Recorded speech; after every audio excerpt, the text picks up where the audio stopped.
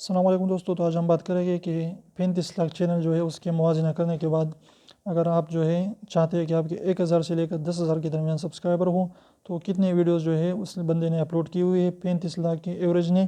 तो उसने 35 लाख के एवरेज ने 152 वीडियोज़ अपलोड की हुई है ज़्यादातर लोगों ने, जिसके 1000 से लेकर 10,000 तक सब्सक्राइबर हैं।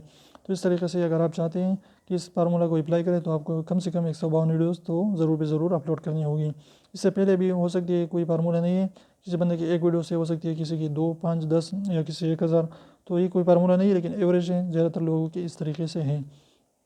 तो उम्मीद करें छोटी सी वीडियो पसंद है तो प्लीज़ वीडियो को लाइक कर दीजिए, चैनल को सब्सक्राइब करना ना भूलें और बेल आइकन को भी प्रेस करें। चैनल को सब्सक्राइब करना बिल्कुल ज़रूर करें, ये रेड वाला सब्सक्राइब को दबाइए, बिल्कुल फ्री है, कोई भी इसकी चार्जेस नहीं है। तो आप ज़रूर इसको सब्सक्राइब करें और कमेंट में अपना राय ज़रूर दें कि आपके कितनी जो है वीडियोज़ है और आपके कितने सब्सक्राइबर हैं। तो उम्मीद करता हूँ छोटी सी वीडियो आपको ज़रूर इन्फॉर्मेटिव लगी होगी।